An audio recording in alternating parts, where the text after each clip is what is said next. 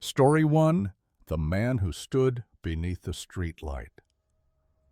The first time Marcus noticed the man, it was 3:47 a.m. on a Tuesday.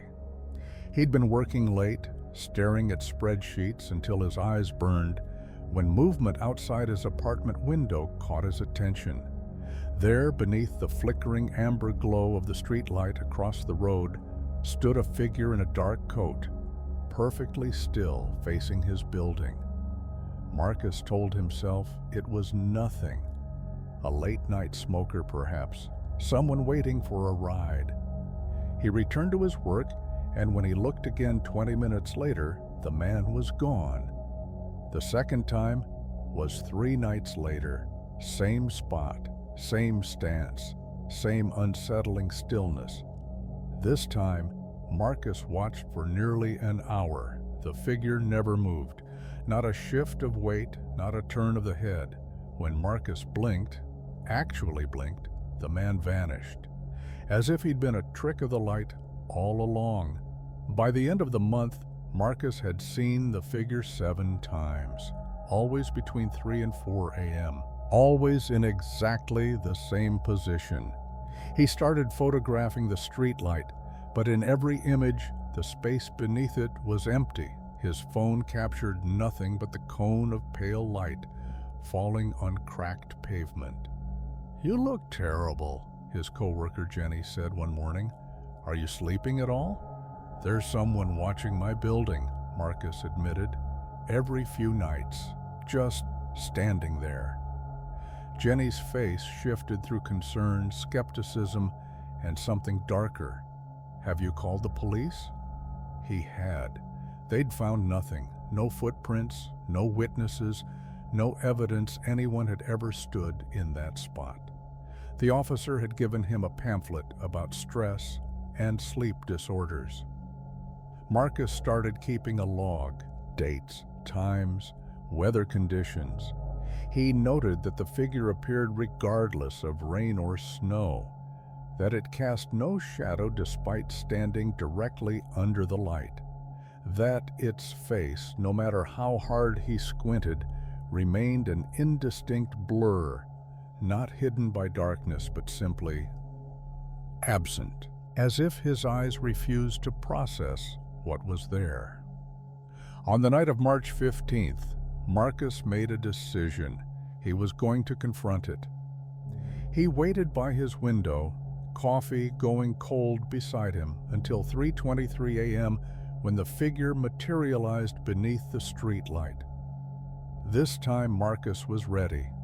He grabbed his jacket, his phone, and a kitchen knife. The last one foolish, perhaps, but it made him feel less helpless. The elevator ride down felt eternal. The lobby door shrieked as he pushed it open. The night air was cold, biting, and utterly silent. No traffic, no wind. Even the distant hum of the city had been swallowed by the darkness. The figure was still there. Marcus crossed the street slowly, his breath forming clouds in the frigid air. With every step, the wrongness of the situation pressed harder against his chest.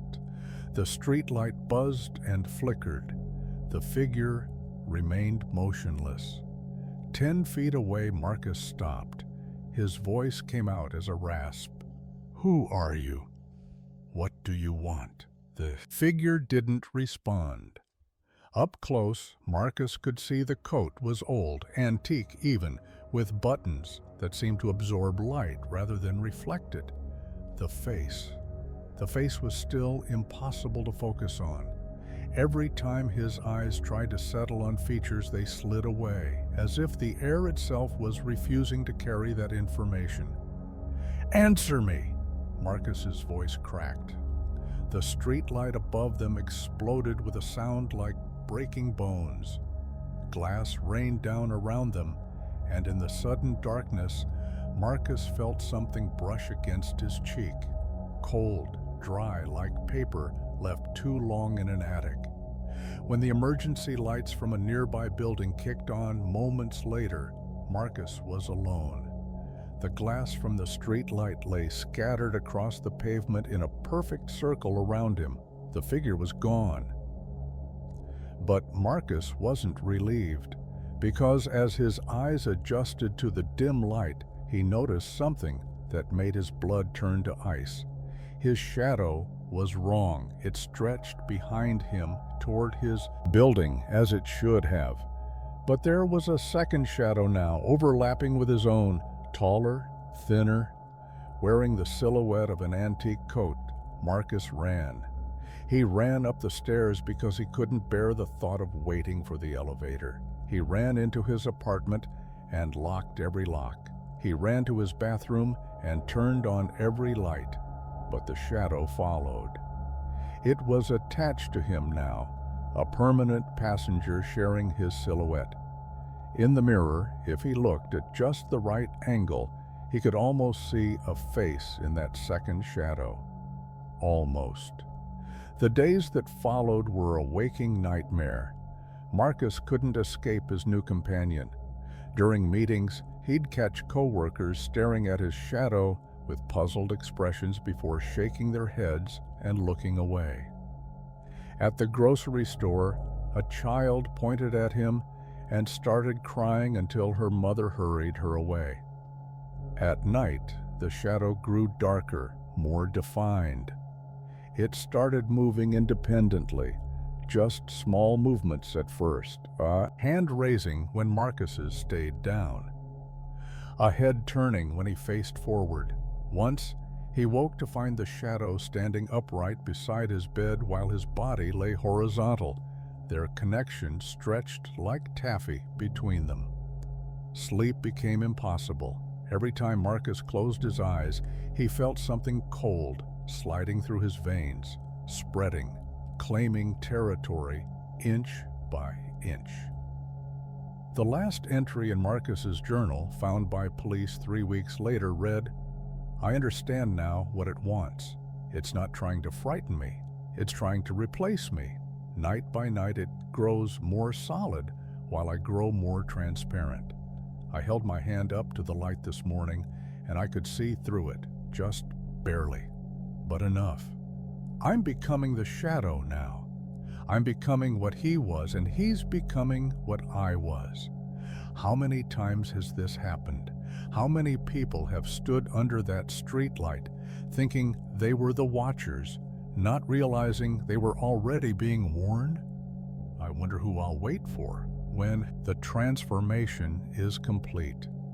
I wonder if I'll remember any of this, or if I'll simply stand in the amber light, patient and hungry, waiting for the next person to notice me at 3:47 a.m. The streetlight was repaired 4 days after Marcus disappeared. His apartment was emptied and rented to a young woman named Sarah who worked from home. 3 weeks after she moved in, Sarah complained to the building manager about the strange man who kept standing beneath the streetlight across the street. He was there almost every night, she said, always between 3 and 4 a.m., always perfectly still, always wearing an old coat and staring up at her window with a face she couldn't quite make out. The building manager assured her it was probably nothing, just a trick of the light. Story 2. The subway that goes nowhere. Elena had ridden the red line 1,000 times.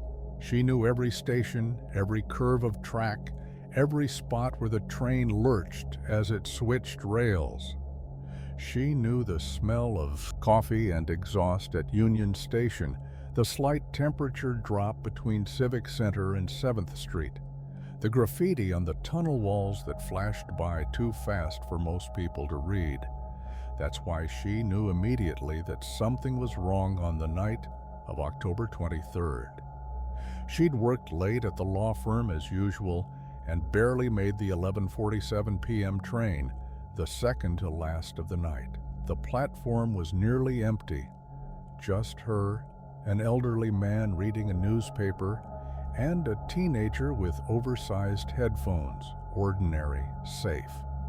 The train arrived with its familiar screech and pneumatic hiss. Elena stepped into the third car and took her usual seat by the door. The elderly man settled across from her. The teenager went to the far end of the car, bobbing his head to unheard music. The doors closed.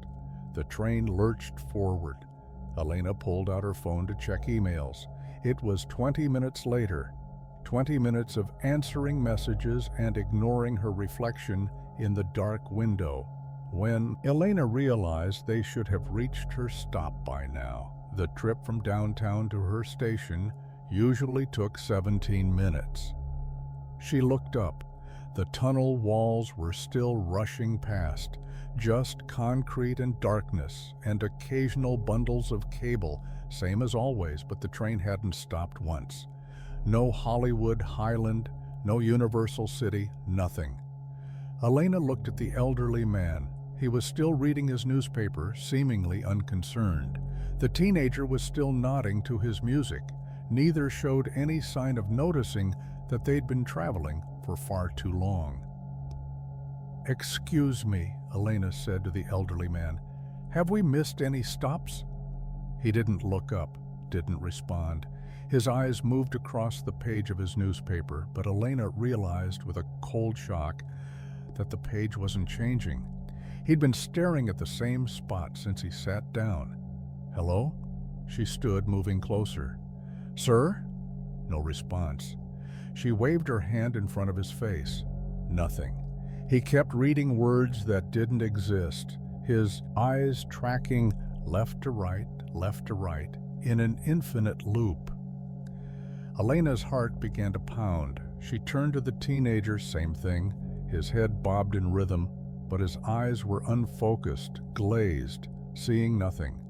His headphones, she noticed now, weren't connected to anything. She was alone. Alone on a train that should have stopped 5 times by now. Alone in a tunnel that stretched endlessly into blackness.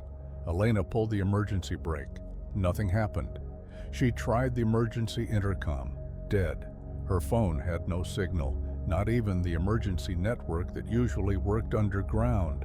The train kept moving at the same steady pace, swallowing mile after mile of tunnel that shouldn't exist.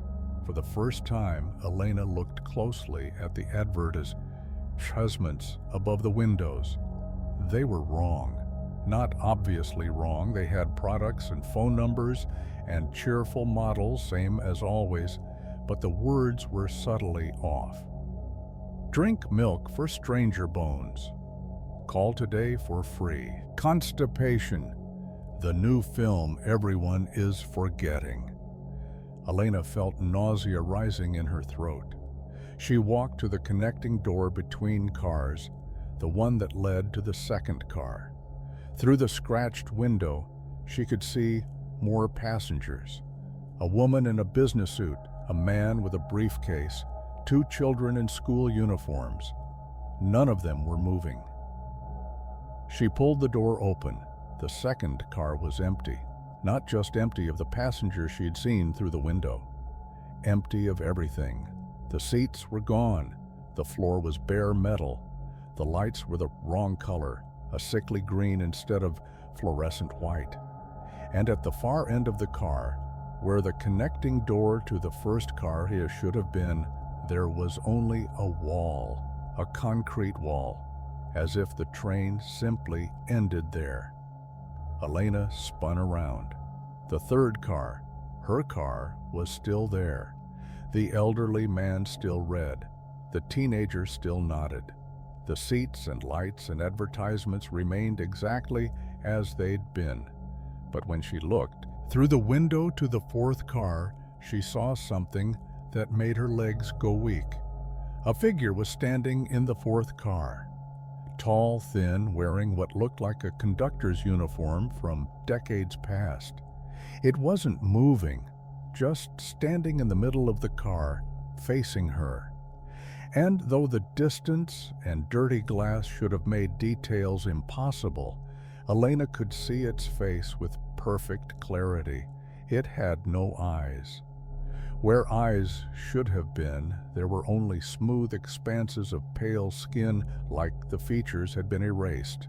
Its mouth was a thin line that stretched too far across its face, far enough to reach where ears should have been, but weren't. As Elena watched, frozen, the conductor raised one hand and pointed at her. Then it began to walk forward, toward the connecting door. Elena ran. She ran back through the third car, past the frozen passengers to the door she'd entered through. She yanked it open and found herself in the second car, the empty one with the green lights and metal floor. She kept running, reached the concrete wall where the first car should be, and screamed. Behind her, she heard the connecting door open. "This is the last train," said a voice that sounded like metal scraping on metal. "The last train goes everywhere. The last train goes nowhere. The last train never stops." Elena pressed herself against the concrete wall. She could hear footsteps, slow, deliberate, coming closer. "You've been riding with us for so long," the voice continued. "Since before you can remember, since before you were born." The other passengers stopped noticing when the train didn't stop. They stopped caring. They stopped being anything at all. But you noticed. That makes you special. That makes you ours. The footsteps stopped. Elena felt cold breath on the back of her neck, impossible and real. "Would you like to see where the tracks lead?" the conductor whispered. "Would you like to see what's at the end of the line?" Elena's scream echoed through the empty car, through the endless tunnel, through the dark spaces between one reality and another. When the morning shift arrived at the metro maintenance depot the next day, they found a train that hadn't been scheduled to run. It was sitting on a track that had been officially closed for 3 years, a track that, according to every map and record, led to a tunnel that had collapsed and been sealed in 1987. The train was empty except for an elderly man who had died of natural causes sometime during the night, still clutching a newspaper from 1987, and a teenager whose headphones were connected to a Walkman that had stopped manufacturing 35 years ago. On the seat by the third car door, investigators found a woman's phone with a final text message saved as a draft. "I can see the last stop now. There are so many others here, so many people who took the late train and rode too far. We're not passengers anymore. We're part of the track. We're the rails and the wheels and the darkness between stations. And the train keeps running. The train always keeps running. If you're reading this, don't take the last train. Don't look at the conductor. Don't notice that the journey is taking too long. Because once you notice, you're already here. Once you notice, you've always been here. Once you notice, you'll never leave." The Metro Authority closed the track again, officially citing structural concerns. But late at night, if you stand on the platform at Union Station after the last scheduled train has departed, some passengers swear they can hear something approaching through the tunnel. Something that runs on rails that don't exist anymore. Something that's always arriving, always departing, always carrying its passengers to the destination that can't be found on any map. They call it the ghost train. They're wrong. Ghosts can leave. Ghosts can move on. The last train never stops. Story 3. The Alley That Remembers. There's an alley in the old industrial district that the locals call Memory Lane. Not because of any fond recollections, quite the opposite. They call it that because if you walk down it after midnight, you'll remember things that never happened to you, things that happened to all the others who walked that path before. Tony Marchetti learned this the hard way. He was a photographer, urban decay his specialty. Abandoned factories, crumbling infrastructure, the bones of a city that had once been great. He'd been to every forgotten corner of the metro area, and he'd never felt anything but artistic satisfaction. He didn't believe in ghosts, he didn't believe in curses. He believed in good lighting and better angles. The alley called to him because of its brick walls, Victorian era, barely touched by time, covered in decades of layered graffiti that told a visual history of the neighborhood's transformation, perfect for his current project. He arrived at 11:30 p.m., tripod in hand, camera bag over his shoulder. The sodium lights from the nearby street cast the alley in amber shadows. The air smelled of rust and old water. Tony set up his equipment and started shooting. The graffiti told stories, gang tags from the 80s, political slogans from various protests, declarations of love and hate, and everything between. Some of it was beautiful. Some of it was disturbing. All of it was exactly what he was looking for. At 12:07 a.m., according to the timestamp on his camera, something changed. Tony didn't notice it at first. He was adjusting his aperture, focused on capturing the details of a particularly intricate piece near a rusted fire escape.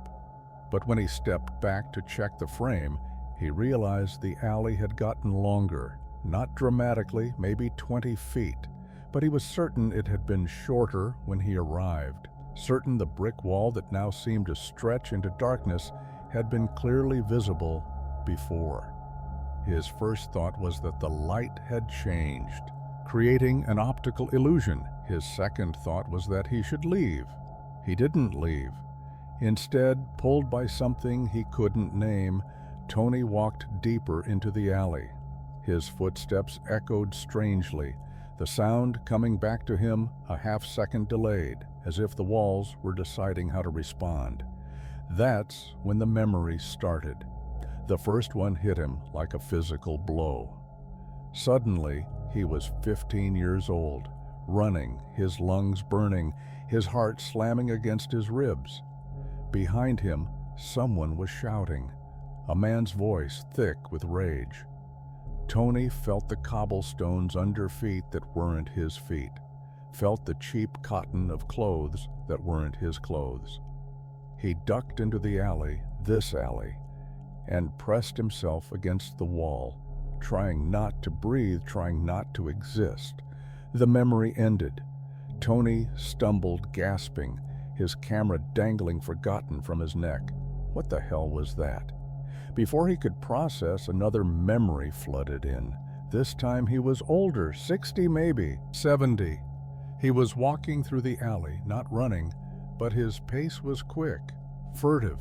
He carried something under his coat, something heavy and cold, something that had once been alive. Shame flooded through him, mixed with terror, mixed with a dark satisfaction that made Tony want to vomit. The memory released him. Tony fell to his knees. "Get out," he whispered to himself. "Get out now." But the alley wasn't finished with him. Memory after memory crashed through his consciousness like waves. A woman in a white dress, bleeding from a wound in her stomach, dragging herself toward the street. A child hiding behind a dumpster while sirens wailed and adults screamed. A man digging in the shadows, tears streaming down his face, burying something small wrapped in newspaper. Two lovers meeting in secret, their passion flavored with betrayal. A junkie cooking her last hit, knowing it would kill her, welcoming it. Tony experienced all of it, every terror, every shame, every desperate moment that this alley had witnessed over 150 years. He felt the hunger of the homeless who had sheltered here, the violence of the gangs who had claimed it, the agony of the victims who had died here, and beneath it all, he felt something else, something older, something that had been here before the alley, before the city, before humans had named this place or walked upon it. The alley was alive, not alive like a person or an animal, alive like a sponge is alive, absorbing everything that touched it, storing it, preserving it. The memories weren't ghosts, they were recordings, impressions left behind by intense emotion, soaked into the brick and mortar like blood into fabric. And the alley was hungry for more. Tony felt it reaching into him, searching for his most intense memories, his darkest moments. It found his mother's death, cancer, slow and cruel. It found his brother's suicide, a phone call in the middle of the night, a grief that never fully healed. It found every secret he'd kept, every shame he'd buried, every moment of weakness and failure and despair. And it started to drain them out of him. Tony screamed, a primal sound of violation, and scrambled to his feet. He ran, but the alley stretched ahead of him, longer now than any alley should be.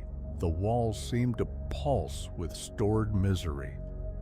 The graffiti writhed as he passed it, the painted eyes following him, the spray-painted mouths opening to whisper accusations. "You belong here," the walls seemed to say. "Your memories will join the others. You will become part of us." Tony didn't know how long he ran. Time had lost meaning in that narrow corridor of accumulated suffering. But eventually, impossibly, he burst out onto the street, the normal street. Cars passing, a homeless man on the corner, a neon sign advertising a bar 2 blocks down. Tony collapsed on the sidewalk, sobbing, his hands gripping concrete that felt blessedly ordinary. It took him 3 days to develop the courage to look at the photos on his camera. What he found made him throw the memory card into the river. Every shot of the alley showed figures, dozens of them, transparent and overlapping, frozen in moments of terror and anguish. The woman in white, mid-crawl, her eyes fixed on the camera. The child behind the dumpster, mouth open in a silent scream. The man with his shovel, captured forever in the act of concealing his crime. And in the last photo, the one time-stamped 12:07 a.m., Tony saw himself. Not as he'd looked that night, but as he would look decades from now. Old, hollow, translucent. He was walking into the alley, not out of it. Tony moved away 6 months later, changed his name, started shooting landscapes instead of urban decay. He told himself it was a career change, a fresh start. But every night, just before he falls asleep, he feels it. The alley calling to him across the distance, reminding him that his memories are still there, waiting, that the strongest impressions, the kind that mark a person forever, are exactly what it craves. That someday, in ways he can't prevent, he'll answer that call. The locals still warn people about Memory Lane. Most of them think it's just a colorful name for a sketchy shortcut. A few know better. If you walk down that alley after midnight, they say, bring nothing with you worth keeping. Bring no memories you can't afford to lose. And whatever you do, don't stay past the witching hour, because the alley remembers everything, and eventually it will remember you too. Story 4. The radio that plays tomorrow. James found the radio at an estate sale in a house that smelled of mothballs and forgotten lives.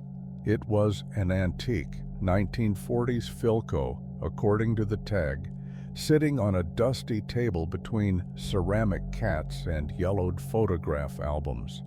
The price was $15, and something about its curved wooden case and cloth speaker cover made James think it would look perfect in his study. He didn't expect it to work. When he plugged it in that night, testing a whim, the tubes inside glowed amber and a soft hum filled the room. James turned the dial, expecting static, but instead he found voices. Crisp, clear, and utterly modern voices discussing things that couldn't possibly be on any frequency an old Philco could receive. The accident on Route 7 has traffic backed up for miles, a newswoman was saying. Emergency services responded to a multi-car pileup involving a jackknifed semi-truck near mile marker 23. 3 fatalities have been confirmed. Names are being withheld pending notification of families. James frowned. He commuted on Route 7. There hadn't been any accident that morning.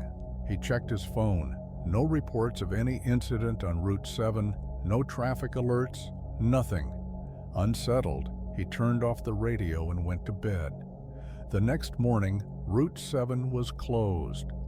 A semi-truck had jackknifed near mile marker 23 at 6:47 a.m., causing a chain reaction pileup. 3 people had died. James sat in the detour traffic, his hands shaking on the steering wheel. The radio had told him. The radio had told him about an accident that hadn't happened yet. That night, he turned it on again. Lottery numbers for the multi-state Mega Millions are 7, 22, 34, 45, 58, with a mega ball of 16, the announcer said cheerfully. One winning ticket was sold in Minnesota. James wrote down the numbers. He didn't usually play the lottery, found it boring, mathematical improbabilities dressed up as hope. But the drawing wasn't until Saturday. This was Thursday. Saturday night, he watched the drawing live. 7, 22, 34, 45, 58. Megaball, 16. James hadn't bought a ticket. He told himself it was because he didn't want to attract attention, didn't want to deal with the complications of sudden wealth. But the truth was simpler and darker. He was afraid. The radio wasn't just picking up signals from the future, it was showing him a future that was already determined, already locked into place. What else was locked in? Over the following weeks, James became obsessed with the radio.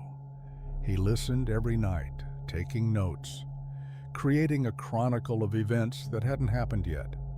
Most of it was mundane: sports scores, weather reports, stock prices. Occasionally there was something larger, a political scandal that would break in 2 weeks, a celebrity death that wouldn't occur for months. And sometimes there were horrors. The body of Michelle Torres, 34, was discovered in her home by a neighbor after she failed to report to work for 3 consecutive days, the radio announced one night. Police are investigating her death as a homicide. She leaves behind 2 children, ages 8 and 11. James didn't know anyone named Michelle Torres, but something about the report made him pull out his phone and search for her. He found her instantly, a paralegal at a firm downtown, active on social media, photos of her kids at a birthday party just last week. She was alive. Right now, in this moment, she was alive. He could save her. James drove to her neighborhood the next day, parked across from her house, watched her come and go, trying to figure out how to approach her, what to say.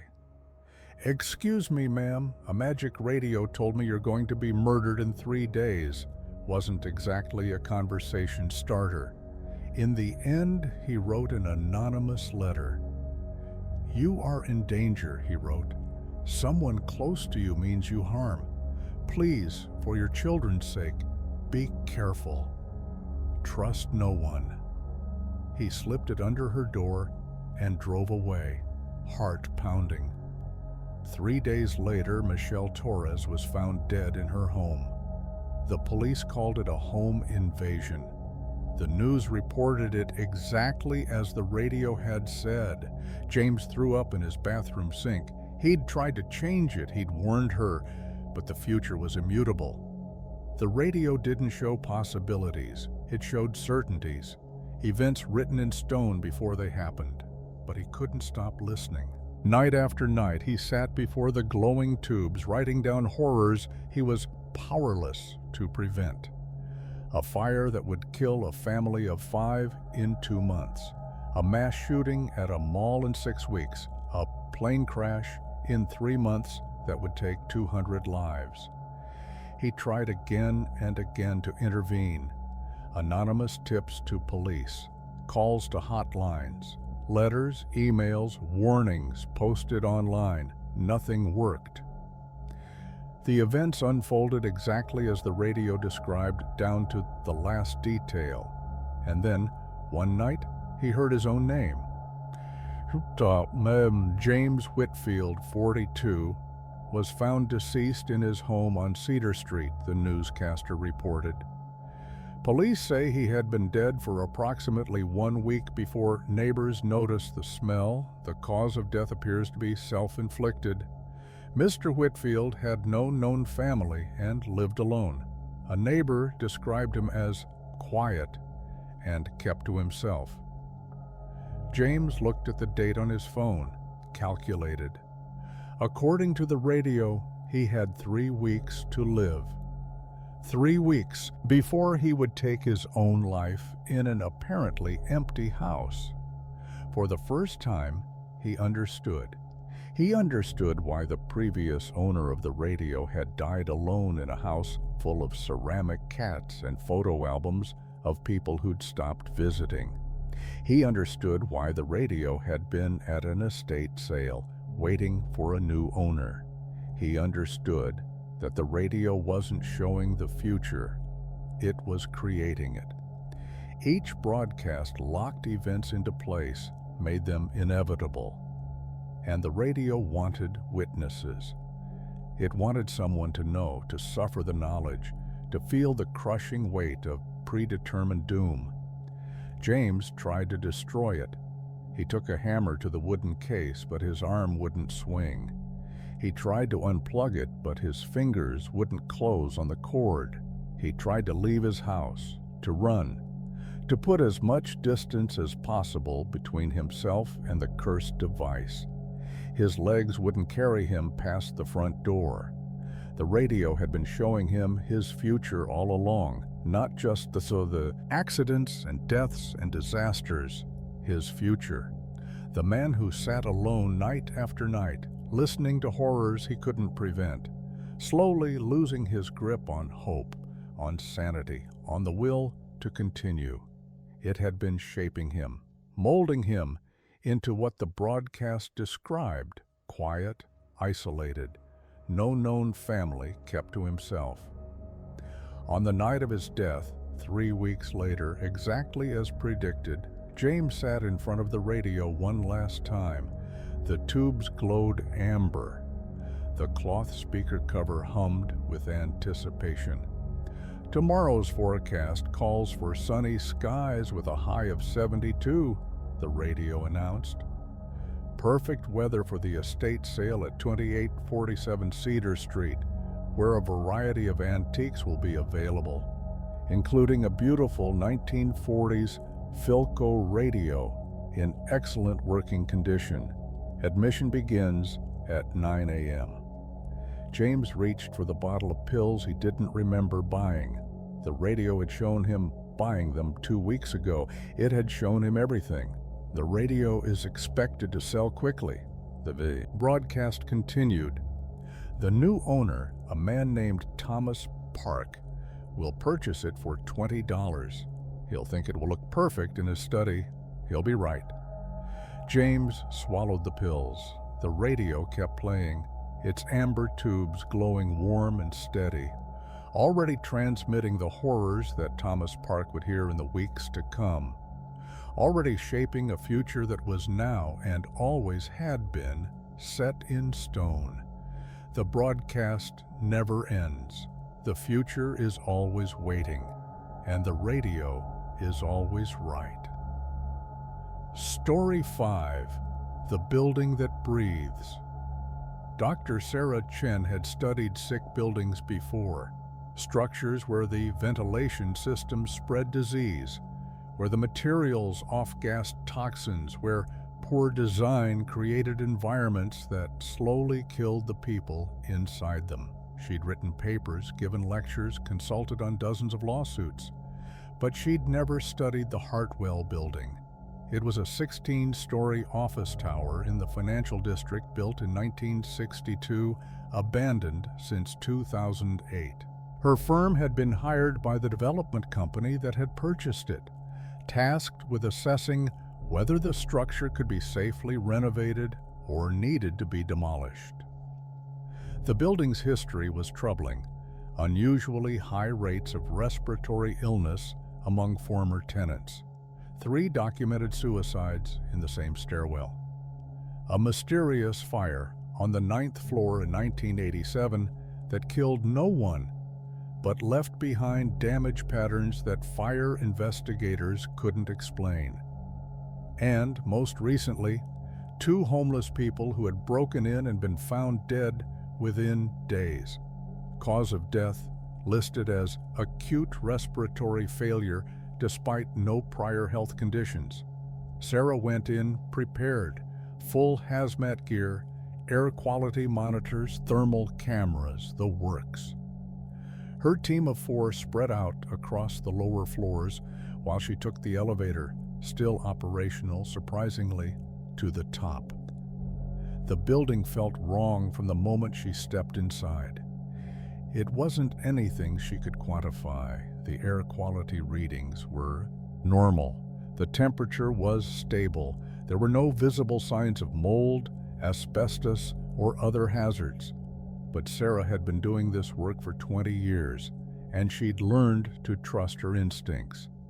Something about the Hartwell building set every alarm bell in her body ringing. She started on the 16th floor, documenting everything: empty offices, abandoned cubicles, conference rooms still set up for meetings that never happened. The development company said the previous tenants had left in a hurry, and the evidence supported that. Coffee cups on desks, calendars still showing January 2008, personal items forgotten in the evacuation. It was on the 14th floor that Sarah heard the breathing. At first, she thought it was her own respirator, amplified by the SLES. She held her breath and listened. The sound continued, a low, rhythmic inhalation and exhalation, as if the building itself were drawing air. Sarah checked her equipment. Nothing unusual. The sound wasn't coming through her radio. It seemed to be coming from the walls themselves. She pressed her hand against the nearest surface. The plaster was warm, not dangerously so, but noticeably warmer than the ambient air. And beneath her palm, she felt something that made her blood run cold. A pulse, slow and steady, synchronized with the breathing. Sarah pulled her hand back as if burned. "This is Chen on 14, she said into her radio. "Anyone else experiencing anything unusual?" Static. No response. She tried again, same result. Her radio, which had worked perfectly in hundreds of buildings, had gone dead. The breathing grew louder. The walls seemed to contract slightly, the space narrowing almost imperceptibly. Sarah backed toward the stairwell. "Okay, she said aloud, trying to steady herself. "Structural settling, auditory artifacts. There's a rational explanation." She pushed open the stairwell door. The stairwell was gone. In its place was a shaft, organic, ribbed, glistening, with something that looked disturbingly like mucus. It stretched up and down beyond the limits of her flashlight, pulsing gently in rhythm with the breathing. Sarah slammed the door and backed away. Her mind raced. searching for explanations that didn't exist. She went to the elevator.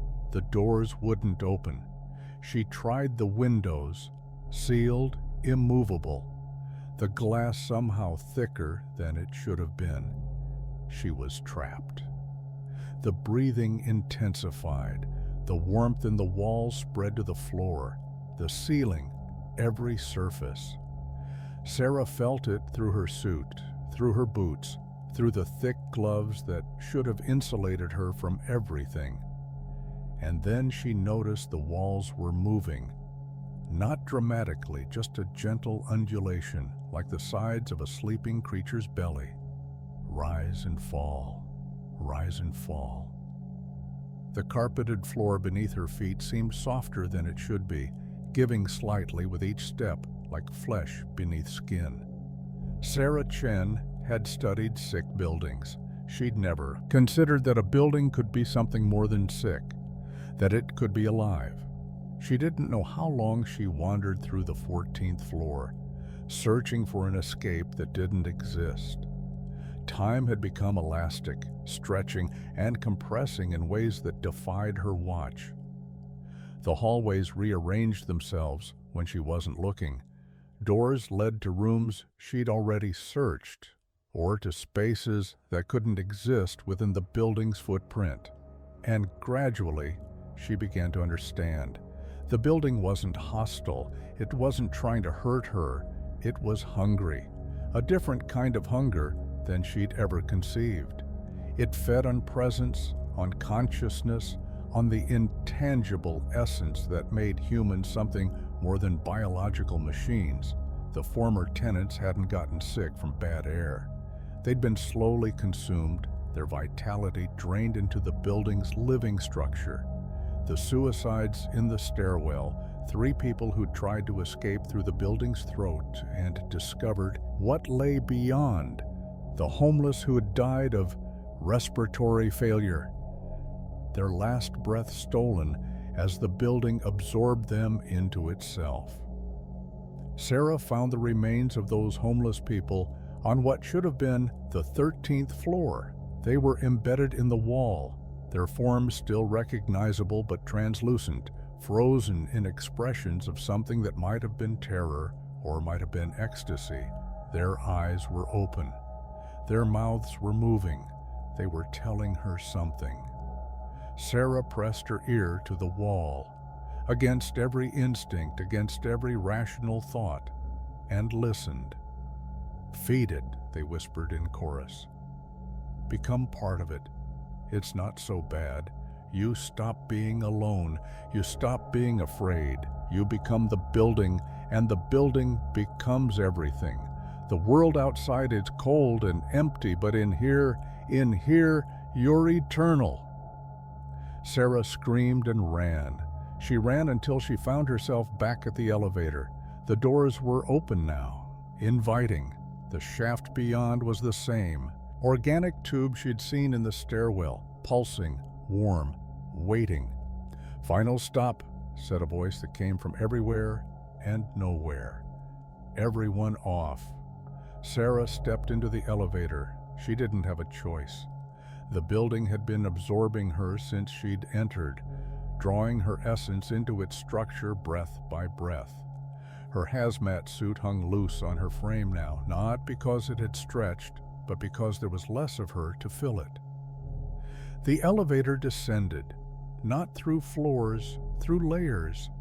Layers of consciousness, of accumulated humanity, of all the people who had ever worked in this building, visited this building, died in this building. She saw them as she passed, thousands of faces pressed against the membrane of the shaft, mouths opening and closing in silent greetings. "Welcome," they seemed to say. "We've been waiting. Join us."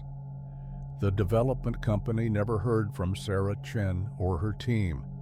When investigators finally entered the Hartwell building 6 weeks later, they found hazmat suits arranged neatly in the lobby, empty as sheepskins. The equipment was there, the vehicles were outside, but the people had vanished without a trace. The building was demolished 3 months later. It took twice as long as projected because the workers kept getting sick, kept seeing things in the walls, kept hearing breathing where there shouldn't be any. On the final day, as the wrecking ball swung for the last time, several workers swore they heard screaming from inside the rubble. Not one voice, but thousands crying out in unison as the structure collapsed. The land where the Hartwell building stood is now a parking lot. Nothing has been built there since. Nothing will be. Sometimes late at night, the security cameras pick up movement, shapes rising from the asphalt, human-shaped but translucent, pressing against invisible walls that no longer exist. They're still there. The building is gone, but they're still there, and they're still breathing. Story 6. The Children Who Never Grew Up. The Hendricks family moved into the house on Maple Street in the spring when the oak trees were just beginning to bud and everything smelled of possibility and new beginnings. Tom and Rachel Hendricks were escaping the city, looking for a safer place to raise their 8-year-old daughter, Emma. The house was perfect, Victorian charm, reasonable price, excellent schools nearby. The real estate agent mentioned, almost as an afterthought, that the house had been empty for 3 years. The previous owners had left suddenly. Relocated for work, she said with a smile that didn't quite reach her eyes. Emma loved the house from the first moment. She loved the big backyard with its ancient oak tree. She loved her room on the second floor with its window seat overlooking the garden, and she loved the playroom in the basement, a finished space with built-in shelves and child-sized furniture that the previous owners had left behind. "Can I play down here?" Emma asked, her eyes wide with excitement. "Of course, sweetheart," Rachel said. "It's all yours." That night, Emma dreamed of children. 3 of them, 2 boys and a girl, all around her age, playing in the basement playroom. They were wearing old-fashioned clothes, the boys in short pants and suspenders, the girl in a dress with a lace collar, and they spoke in whispers that Emma couldn't quite understand, but they seemed friendly. They seemed like they wanted to play.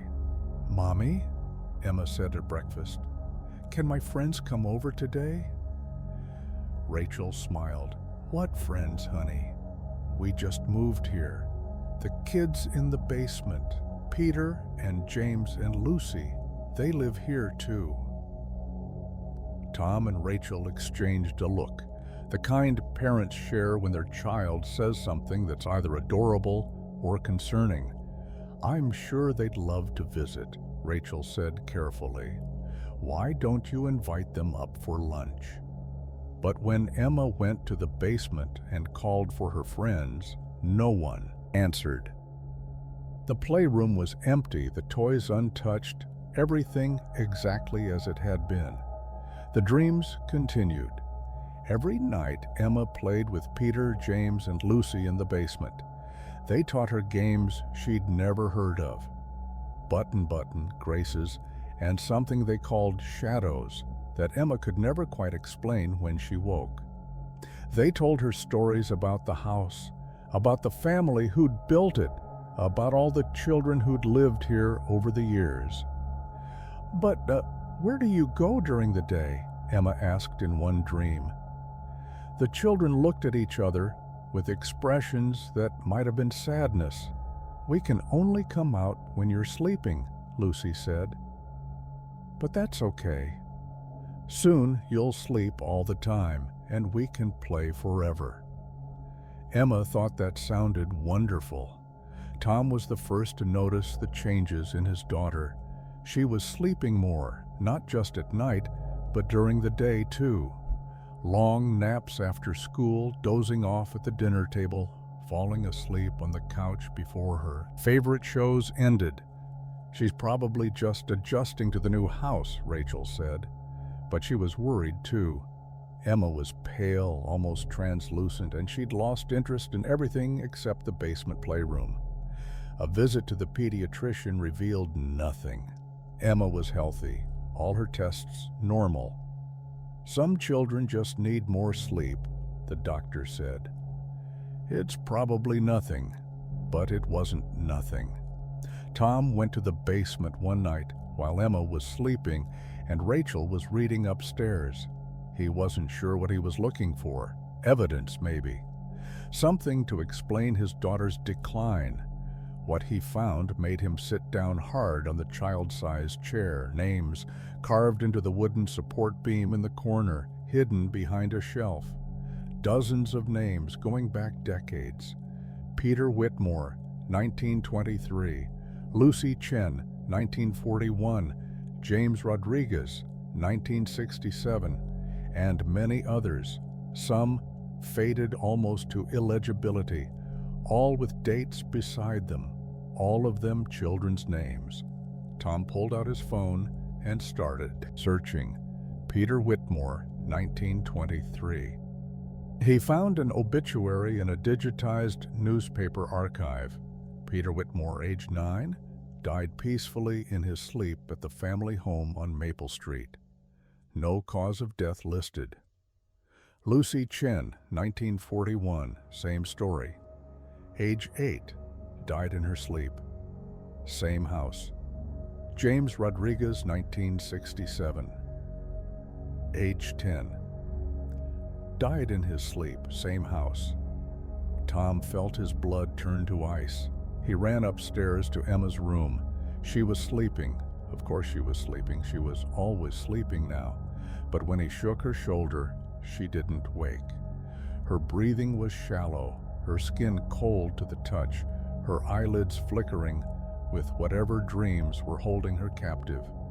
"Rachel," he screamed, "call 911 now." At the hospital, the doctors couldn't explain what was wrong with Emma. She was in some kind of coma, they said, but all her vital signs were stable. It was as if she'd simply stopped waking up, stopped being present in the world. Rachel stayed with Emma every moment, refusing to leave her side. Tom went back to the house. He went to the basement with a hammer. He started tearing apart the playroom, smashing the shelves, ripping up the carpet, exposing the bones of the house beneath. And behind a section of drywall that shouldn't have been there, he found them. 3 small skeletons curled together in a space that couldn't have been more than 3 feet by 3 feet. They were dressed in the rotted remains of children's clothes, short pants, suspenders, a dress with a lace collar. They'd been there for over 100 years, based on the degradation, hidden away, walled up, forgotten. Tom called the police. The investigation that followed revealed a horror story. 3 children from 1892, siblings, who'd disappeared one winter. The family had searched for months before moving away, heartbroken. The house had changed hands many times since, and no one had ever found a hidden space. The official theory was that the children had been playing, gotten trapped somehow, and died before anyone could find them. But Tom knew better. He'd seen the carvings, he'd read the obituaries. The children hadn't just died in that basement.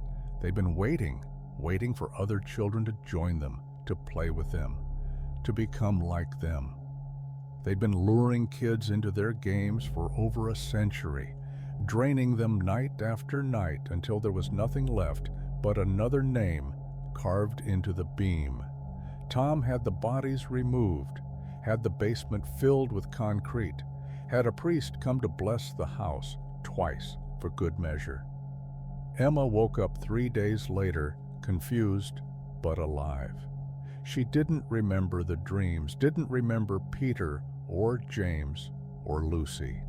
The last thing she recalled was moving into the new house, excited to explore. The Hendricks family moved out the following week. They sold the house at a loss, with full disclosure of what had been found. Somehow, it still sold. The new owners, a young couple with a 4-year-old son, moved in that summer. The real estate agent mentioned, almost as an afterthought, that the house had been empty for only 6 months. The previous owners had left suddenly, relocated for work, she said with a smile that didn't quite reach her eyes. That night, the 4-year-old son dreamed of children, 3 of them, 2 boys and a girl, all around his age, playing in what used to be a basement. They were wearing old-fashioned clothes, and they spoke in whispers that he couldn't quite understand. But they seemed friendly. They seemed like they wanted to play. Story 7. The Woman in the Window Across the Street. Daniel moved into his apartment on the 5th floor because of the view.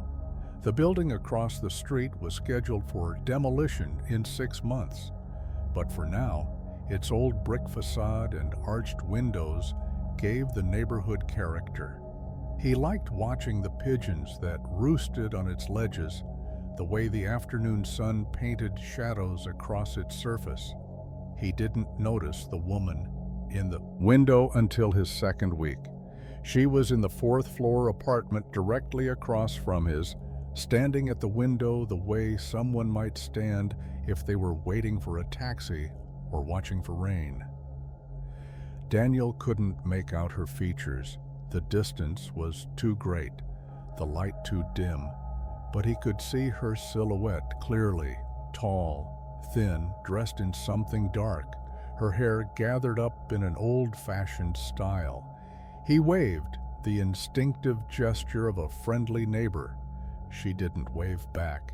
She just stood there, still as a statue, facing his window. Daniel shrugged it off. Not everyone was friendly. The next day she was there again. Same position, same stillness, same apparent focus on his window. Daniel watched her for nearly an hour while he ate dinner, but she never moved. Not to scratch an itch, not to shift her weight, not to turn away even for a moment. That night, he closed his blinds for the first time since moving in. The blinds didn't help. Somehow, he could feel her, watching through them, a pressure against his awareness that made sleep difficult. When he finally drifted off, he dreamed of her, standing at his bedside, her face still invisible, her presence overwhelming. In the morning, the blinds were open. Daniel was certain he'd closed them, but there they were, pulled up to their maximum height. Across the street, the woman stood at her window, waiting. Daniel tried to be rational. He called the management company that owned the building across the street. The building was empty, they told him, had been for 2 years, waiting for the demolition crews. No one was living there. "But I can see someone," Daniel insisted. "A woman, 4th floor, east-facing window." "That's impossible, sir. The building is sealed. We'd know if anyone broke in." Daniel hung up, looked out his window. She was still there. He decided to investigate. The building was indeed sealed, but a rusted fire escape on the alley side offered access. Daniel climbed it in. The early afternoon, his heart pounding not from exertion, but from something he couldn't name.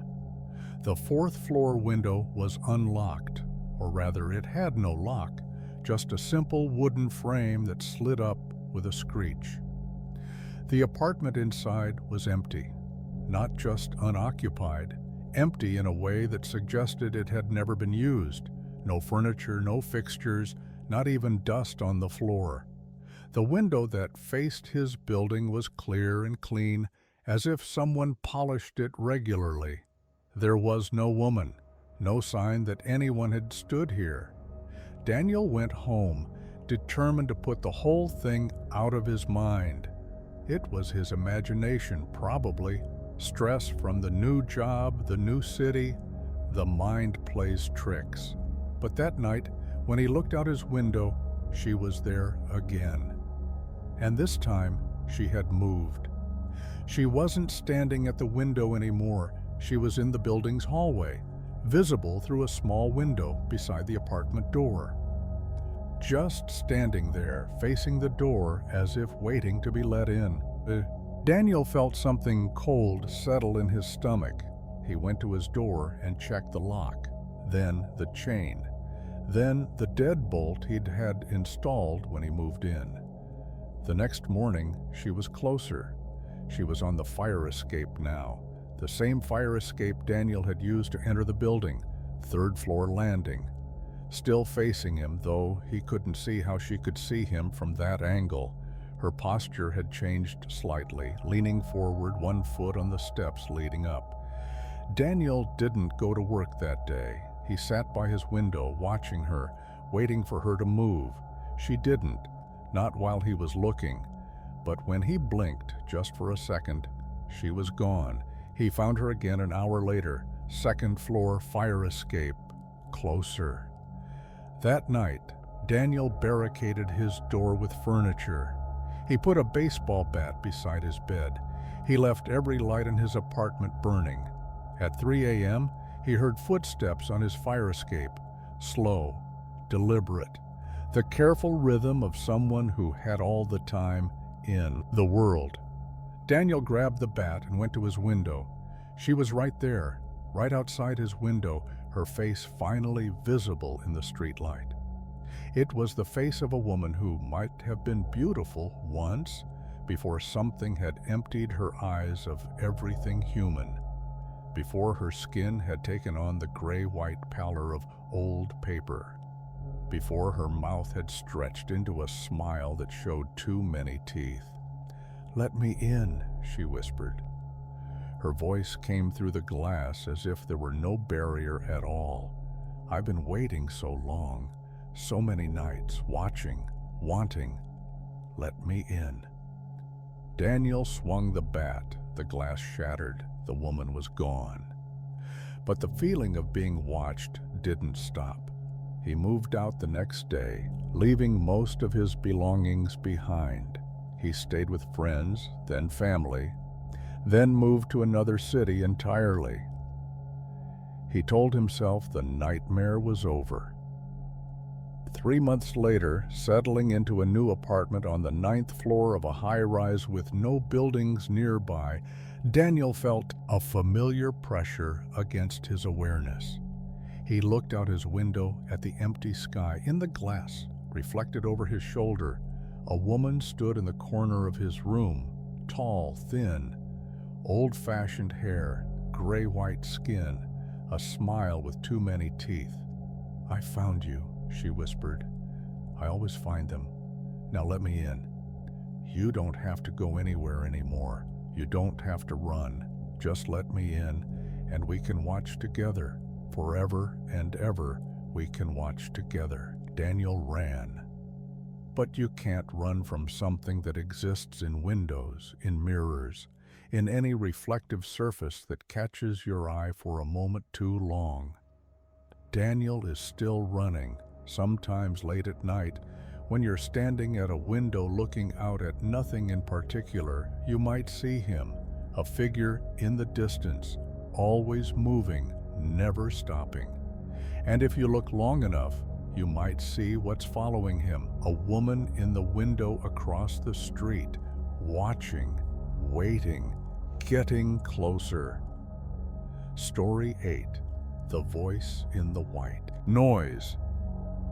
Dr. Maria Santos spent 15 years studying audio phenomena, EVP, electronic voice phenomena, ghost hunters called it. She called it pareidolia, the brain's tendency to find patterns in random noise, to hear words where only static existed.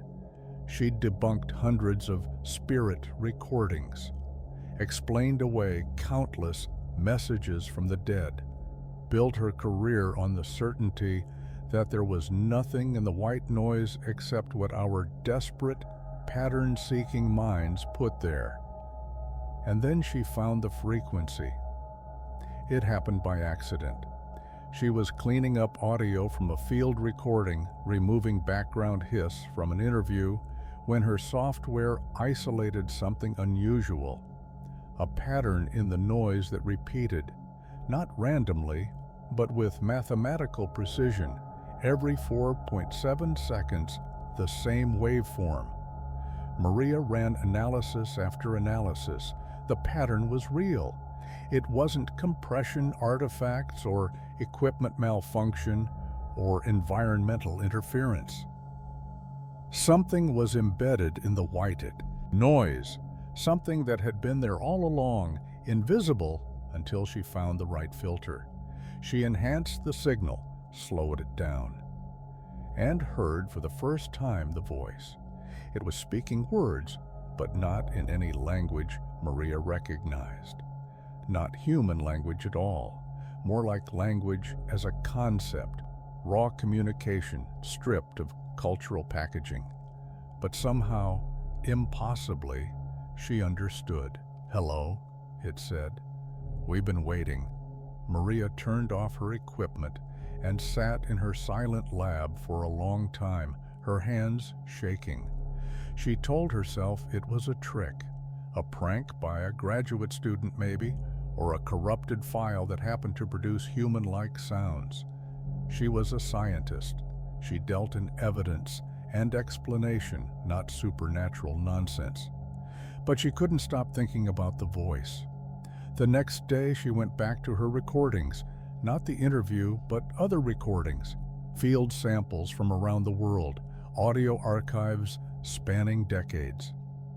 She applied the same filter, searched for the same frequency, and found the pattern everywhere. In the hiss of an old radio broadcast from 1952, the voice said, "We can hear you now." In the background noise of a recorded lecture from 1978, "We're getting closer." In a sample of ambient sound from her own lab, recorded just last month, "Hello, Maria, we know your name." Maria's scientific worldview cracked like ice under pressure. The voice was everywhere. In every recording, every broadcast, every electronic signal that carried noise along with information, it had been speaking all along for as long as humans had been recording sound. And now that Maria could hear it, it knew.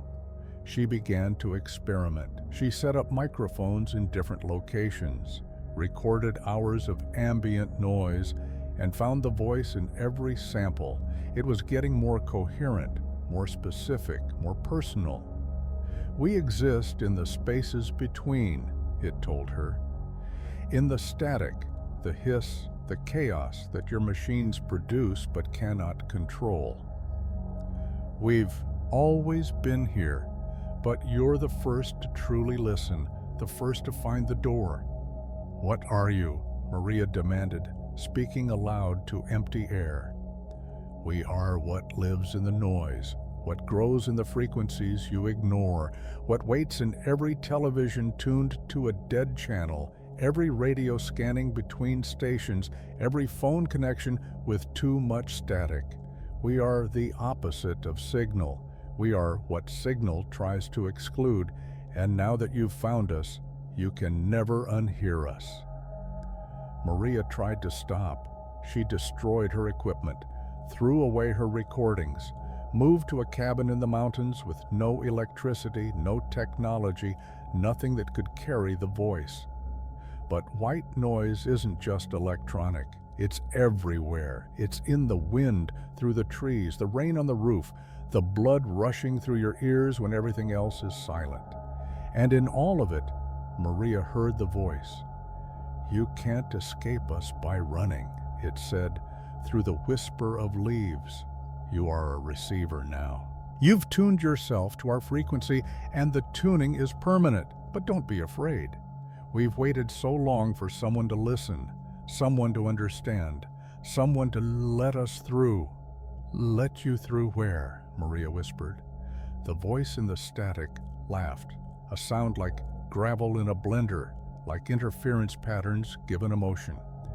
"Through you. Through your ears, your mind, your voice. You've been broadcasting our signal without knowing it. Every word you speak now carries us. Every sound you make spreads us further. You are the antenna, Maria. You are the door, and the door is already open." Maria screamed. But the scream wasn't just hers anymore. Underneath it, woven through it, was another voice. Many voices.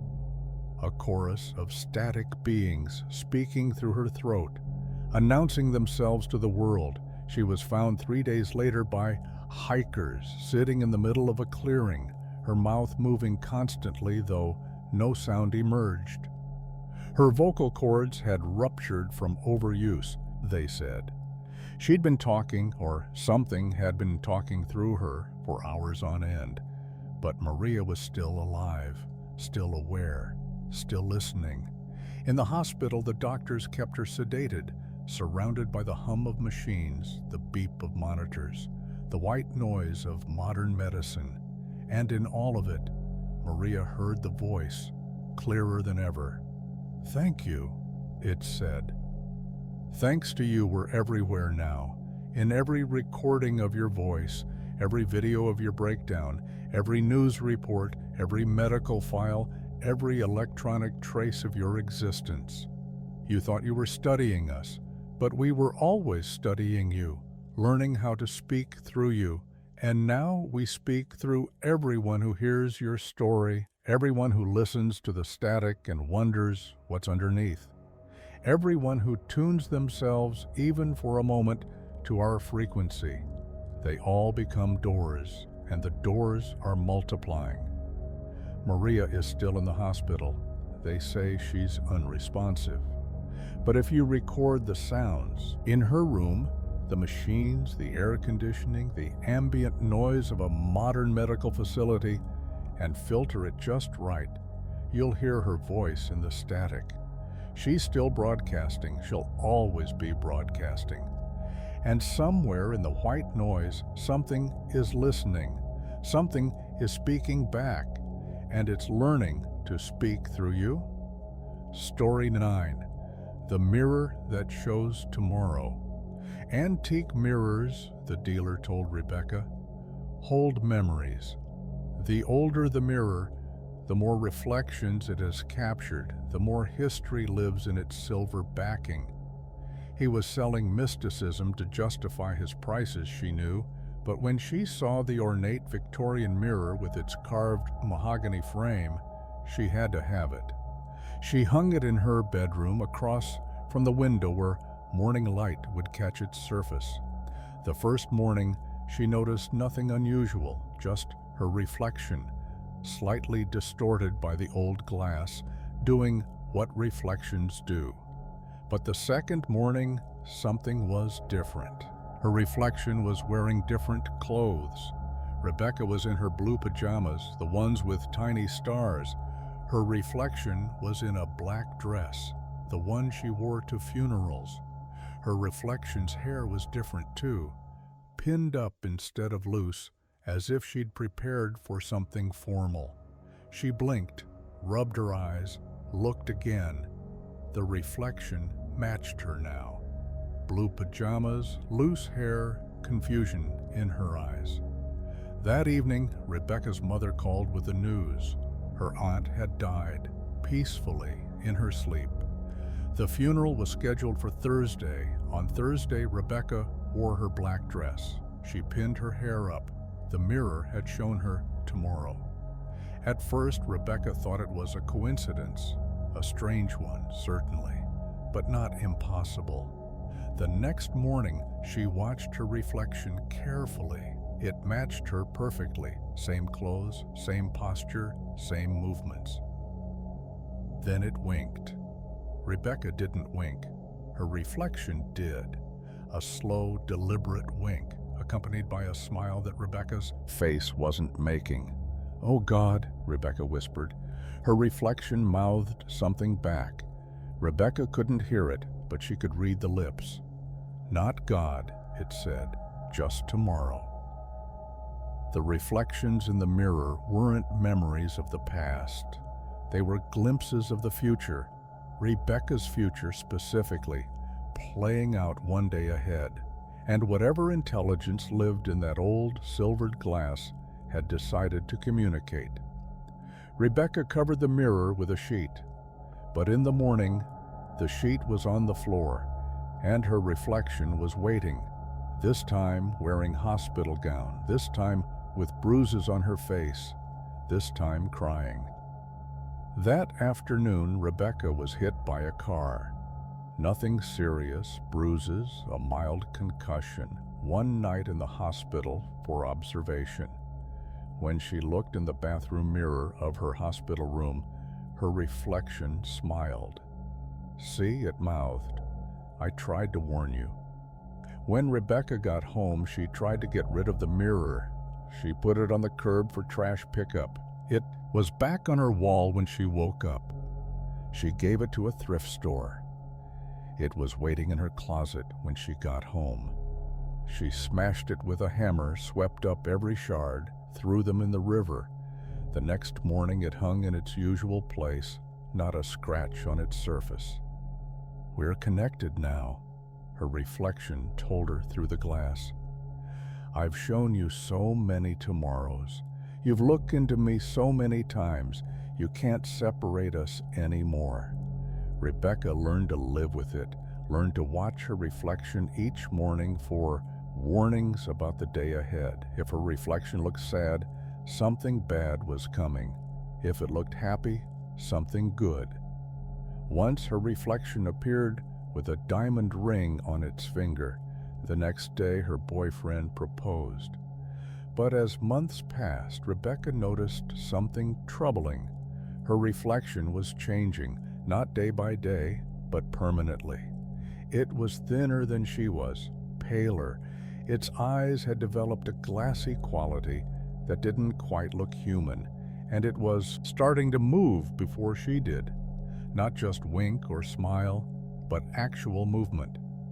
Her reflection would raise its hand before Rebecca raised hers, would turn its head before Rebecca turned, as if the mirror wasn't showing her future anymore, as if it was leading it. "What's happening to you?" Rebecca asked one morning. "Not to me," her reflection replied. "To us. We're merging, you and I. The mirror doesn't just show tomorrow, it creates it.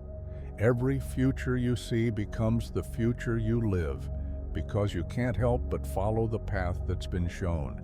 And every time you follow, you become a little more like me, a little more reflected." Rebecca looked at herself, her real self. Her physical body, she was thinner than she remembered, paler. Her eyes had developed a glassy quality that she told herself was just tiredness. "How does it end?" she whispered. Her reflection smiled, a smile that was simultaneously hers and not hers. "Eventually, there's no difference between us. Eventually, you're the reflection and I'm the real one. Eventually, you live in the mirror and I live in the world. It's happened before, you know. The woman who owned this mirror before you, she thought she was looking at an antique too." Rebecca screamed. She ran to the mirror and pressed her hands against its surface. Her reflection pressed back, but from the wrong side. She was in the mirror, looking out at her bedroom, looking out at her body, which was no longer hers, which was moving without her input, which was smiling with a cold and ancient satisfaction. "Thank you," said the thing that used to be her reflection, speaking with Rebecca's voice. "A century is a long time to be trapped in glass. But now I'm free, and you.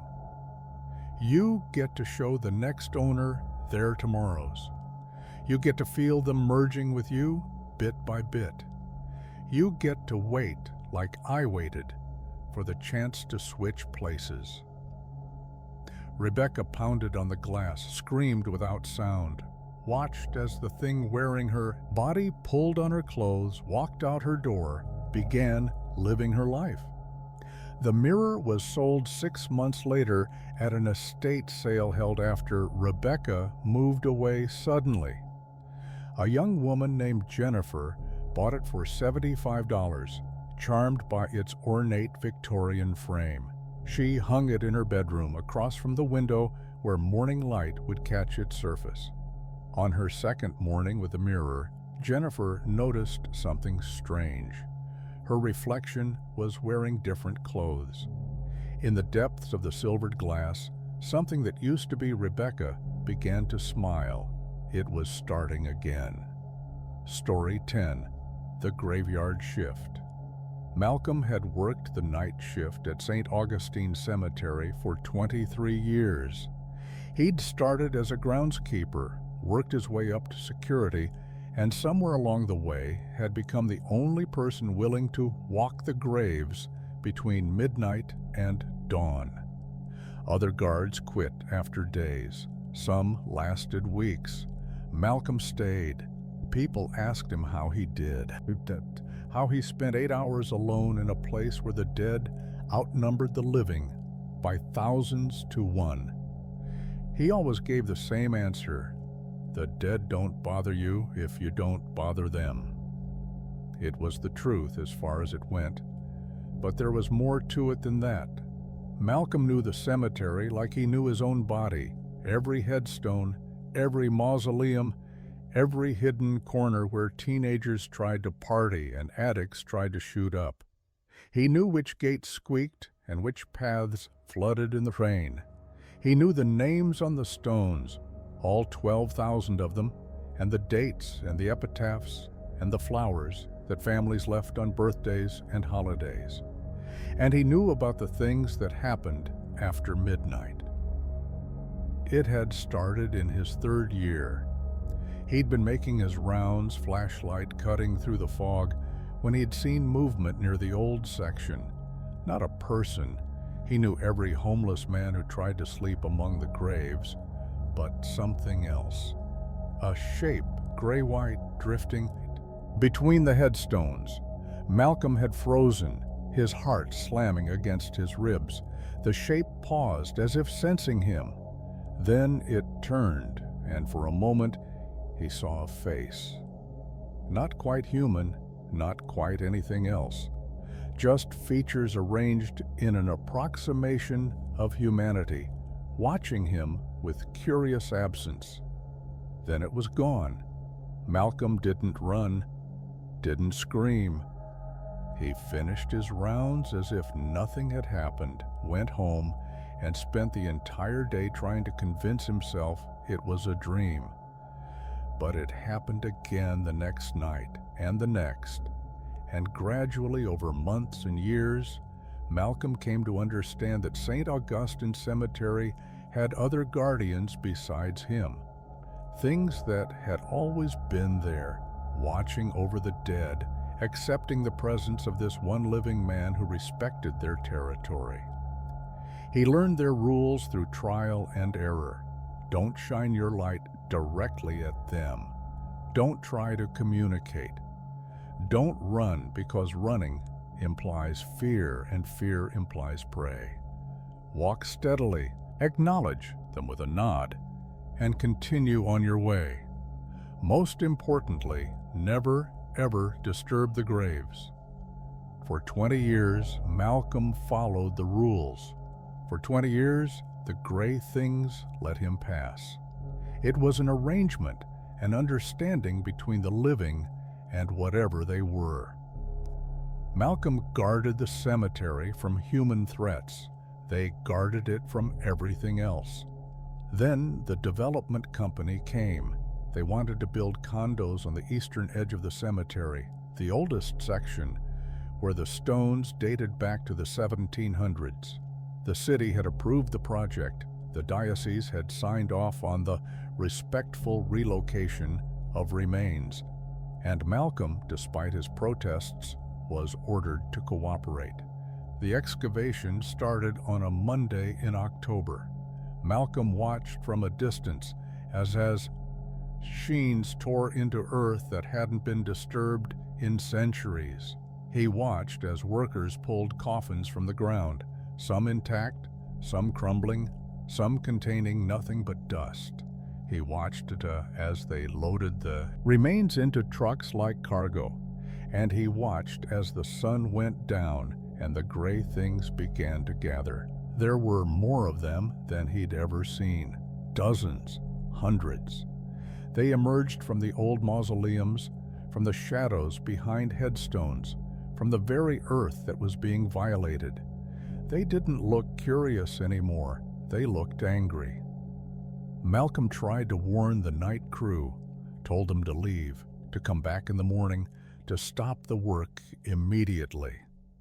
They laughed at him, called him a superstitious old man, kept digging.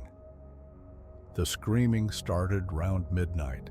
Malcolm was in his guard shack when he heard it. Not one voice, but many. The construction crew, 12 men and women who'd been operating the equipment, all screaming at once. The sound was like nothing Malcolm had ever heard, not just fear, but something deeper, the sound of people confronting something that their minds couldn't process. He didn't go to help. He knew better. In the morning, the police found the equipment still running, the trenches half dug, the lights still blazing over a scene of impossible horror. The construction crew was gone.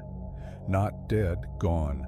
No bodies, no blood, no sign of violence, just 12 hard hats arranged in a neat line at the edge of the excavation. The development project was canceled. The graves were filled in. The cemetery added a 10-foot wall around the eastern section, and new signs were posted. Historic preservation area, do not disturb. Malcolm kept working. The gray things went back to their quiet existence, drifting through the fog, watching over their charges. For 3 more years, the arrangement held. Then, Malcolm got sick. Cancer, the doctor said, 6 months, maybe less. He could spend his last days in a hospital, or he could keep living until he couldn't anymore. Malcolm chose the cemetery. He worked his shifts until he couldn't walk anymore, then sat in his guard shack until he couldn't sit. On his last night, a cold November evening with stars like ice chips in the sky, he dragged himself out among the headstones one final time. The gray things were waiting. They surrounded him, dozens of them. Their not-quite faces watching him with something that might have been recognition. Malcolm wasn't afraid. He'd spent half his life among them. They were more familiar to him than the living. "I guess I'm one of yours now," he whispered. The gray things didn't respond, but one of them, taller than the others, older somehow, reached out and touched Malcolm's chest. Its hand was cold, but not unpleasantly so, like the cool earth of a well-maintained grave. Malcolm closed his eyes. When the morning shift found him, he was lying peacefully among the headstones, a small smile on his face. They buried him in the eastern section, in a plot he'd picked out years ago. His headstone read, Malcolm James Patterson, 1952-2025, Guardian of the Dead. And now, on foggy nights, the guards who walk the cemetery's paths report, seeing something new among the gray shapes that drift between the stones, something that used to be human, that walks the familiar routes, that nods to the living and continues on its way. Malcolm still works the graveyard shift. He always will. Story 11. The Last House on Hollow Street. The house at the end of Hollow Street had been empty for 40 years, and everyone in the neighborhood knew better than to ask why. It stood at the end of the cul-de-sac like a broken tooth, its windows dark, its yard overgrown, its walls sagging with decades of neglect. The city had tried to condemn it 3 times, but the paperwork always got lost. The bank had tried to sell it twice, but buyers always backed out, and every few years, someone would break in, teenagers usually on a dare, and come out screaming. Miranda Chen was a real estate investor. She didn't believe in haunted houses. She believed in undervalued properties, distressed sales, and the mathematics of renovation. When she heard about the house on Hollow Street, an enormous Victorian on a quarter-acre lot in a gentrifying neighborhood, she saw only profit. $200,000 her offer read, as is, cash. The bank accepted the same day. Miranda visited her new property on a Sunday morning, toolbox in hand, determination in her heart. The exterior was worse than the photos had suggested. The porch was rotting, the roof was sagging, and something had nested in the chimney. But the bones were good, the foundation was solid. With enough money and the right contractors, she could flip this place for 3 times what she'd paid. The interior was another story. From the moment she stepped through the front door, Miranda felt something was wrong. Not wrong like structural damage or black mold. Wrong like the air itself was hostile. The house didn't want her there. She could feel it pushing against her presence like a physical force. She pushed back. "I don't believe in you," she said aloud, feeling foolish but defiant. "I believe in property taxes and market values. Whatever you are, you're about to become a 4-bedroom, 3-bath investment opportunity." The house didn't respond. But as Miranda began her inspection, she noticed things that didn't add up. The wallpaper was peeling, revealing older wallpaper beneath, but the patterns underneath were impossible. They showed scenes that couldn't exist. Cities with too many spires, forests with too many shadows, faces that were almost human but not quite. The floors creaked even when she stood still, as if something was moving beneath them. The doors opened and closed on their own, not dramatically, not slamming, just drifting open or shut, as if guided by air currents that Miranda couldn't feel. And everywhere was the smell.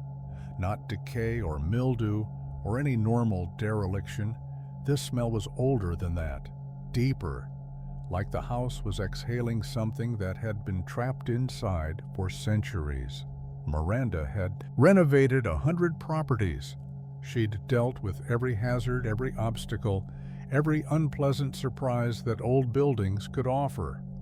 But by the end of her inspection, she was genuinely unsettled.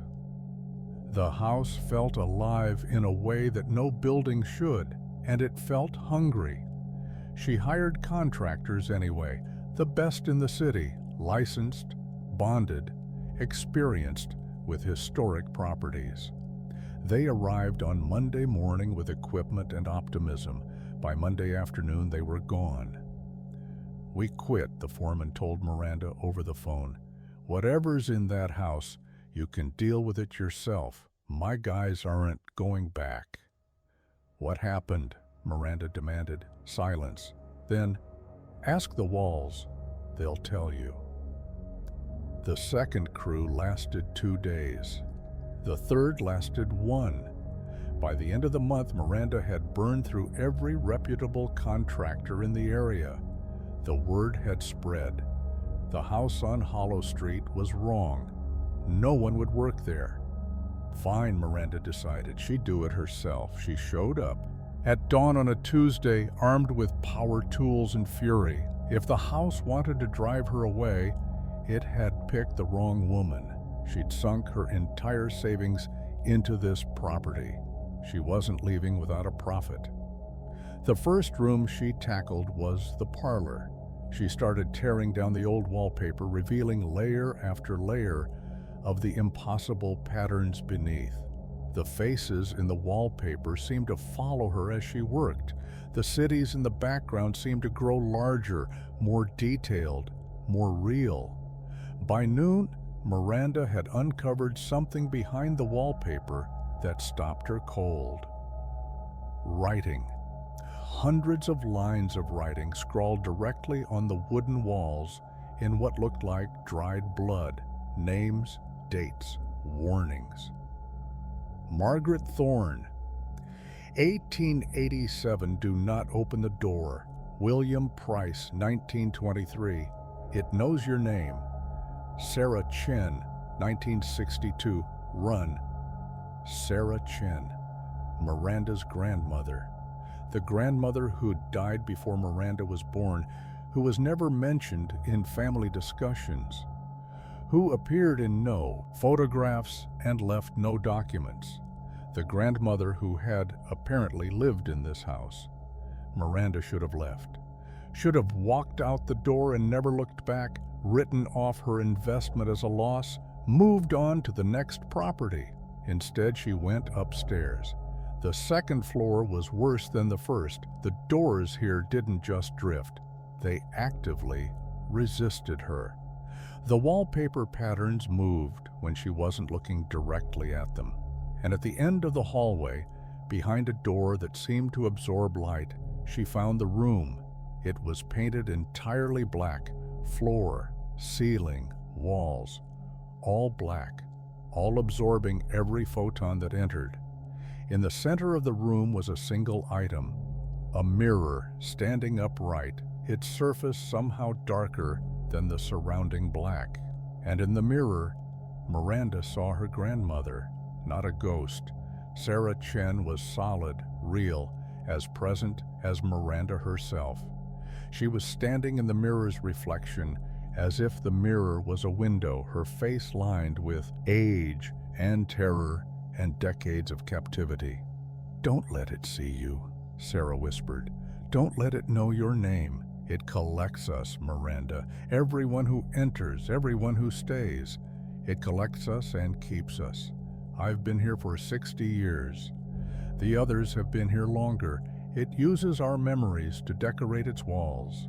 It uses our fear to stay alive. And now it knows you're here. Now it will never let you leave." Miranda heard the front door slam behind her, heard all the doors in the house slam simultaneously, sealing her inside.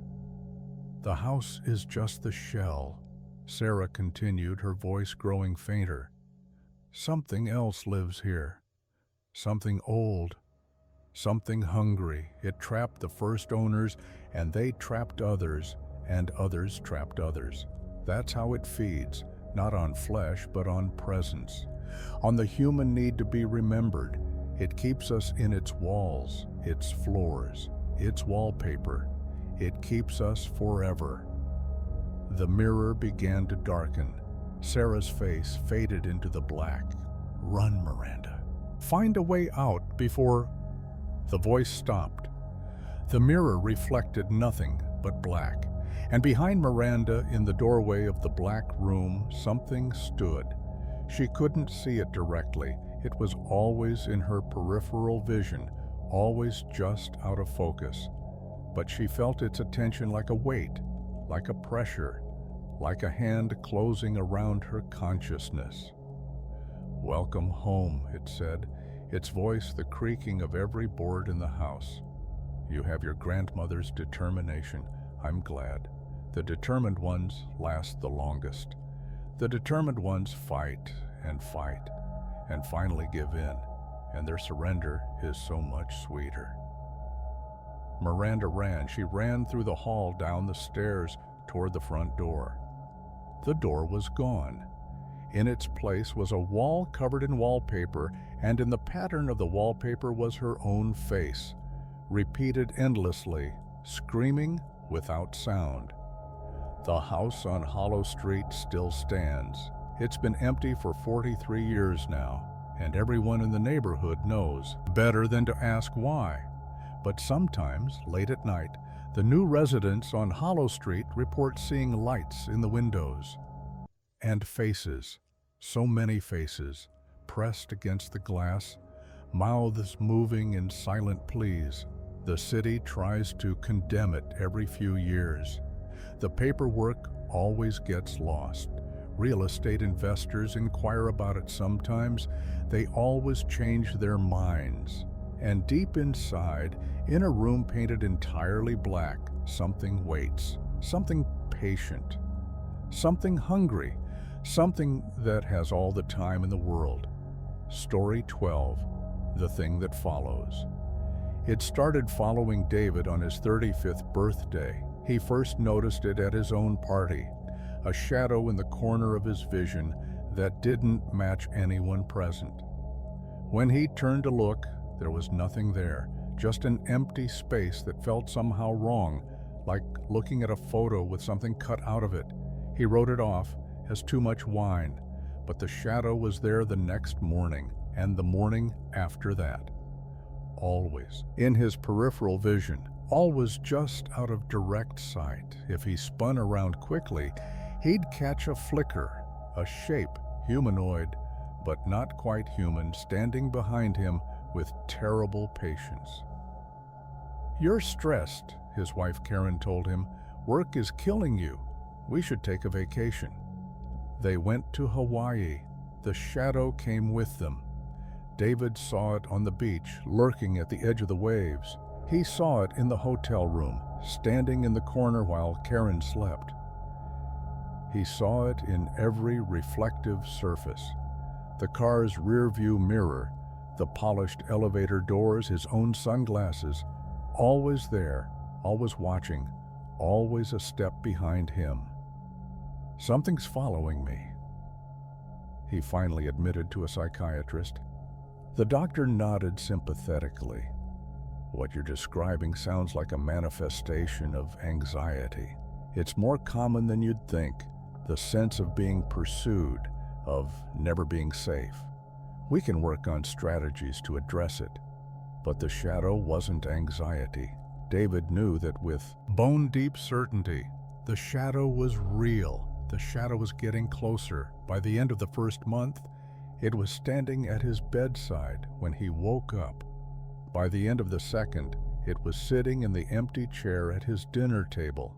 By the end of the third, it was reaching toward him in his dreams, its not quite hands stretching through darkness that felt like drowning.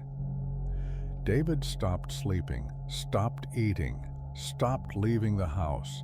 He installed cameras everywhere, trying to capture evidence of what he was seeing. The cameras showed nothing, just empty rooms, empty corners, empty spaces where David knew the shadow was standing. "There's nothing there," Karen said, her voice cracking with exhaustion. "Please, David, you need help, real help. This isn't normal." But there was something there. David could see it, he could feel it, and lately he could hear it too, a voice like static, like white noise given meaning, whispering just below the threshold of comprehension. On the anniversary of his birthday, exactly 1 year after the shadow first appeared, David finally understood what it was saying. "I found you," it whispered. "I always find them, the ones who turn 35, the ones who are ripe. You've been marked since birth, David, marked for me. And now that I've found you, I'll never leave. I'll follow you every day for the rest of your life. I'll be the last thing you see when you close your eyes. I'll be the first thing you see when you open them. And when your life ends, when you finally give up, finally stop running, finally accept me, I'll be there to catch your final breath. I'll drink your last moment, and then I'll find another." "What are you?" David screamed at the empty corners that wasn't empty. "I'm the thing that follows. Every culture has a name for me. Shadow walker, death omen, the presence you feel when you're alone in the dark. I've been following humanity since before you had words, and when the moment is right, I stop following. I start feeding." David ran. He ran to his car, drove for hours, crossed state lines without stopping, but when he looked in the rearview mirror, the shadow was in the back seat. When he checked into a motel, the shadow was standing beside the bed. When he called Karen, sobbing apologies, the shadow was reflected in the phone screen. There was no escape. There was nowhere to go that it couldn't follow. On the third day of his flight, exhausted beyond reason, David stopped at a roadside diner. The waitress was young, cheerful, impossibly normal. "You okay, hun?" she asked. "You look like you've seen a ghost." David laughed, a broken sound. "Something like that." The waitress nodded as if she understood. "My grandma used to see things too, toward the end. Said there was something following her, something only she could see. She fought it for years, years and years. And you know what she finally told me?" "What?" The waitress leaned close. "She said the trick isn't running. Running just makes it hungrier.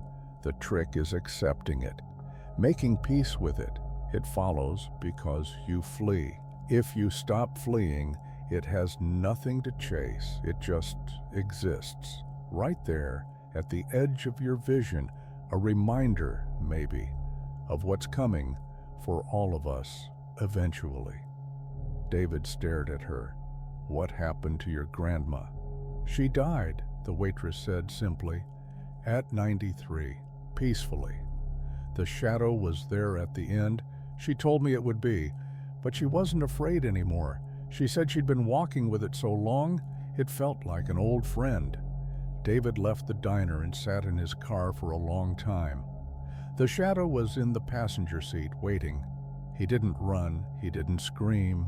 He just sat there, breathing, acknowledging the presence beside him for the first time. "Okay," he said quietly. "You win. I can't escape you. I can't fight you. So I'm going to live with you instead. I'm going to do everything I was doing before. Work, love my wife, see my friends. And you can follow all you want. But I'm not going to let you consume my life. Whatever time I have left, it belongs to me." The shadow didn't respond, but something shifted in its posture, something that might have been surprise or respect. David drove home, apologized to Karen, went back to work, resumed his life. The shadow never left. It's still there, 40 years later. An old man now, David still sees it at the edge of his vision every single day. But he's learned to live with it, learned to accept the constant companion that reminds him of his mortality. He even finds comfort in it sometimes. There's a freedom in accepting what you can't change, a peace in walking alongside your own death. "What does it want?" his grandson asked him once. David smiled. "It wants what all of us want, eventually, to stop following, to arrive. But I'm making it wait. I'm making it follow for as long as I can. And when I finally stop, when I'm ready, it'll be there." "Are you scared?"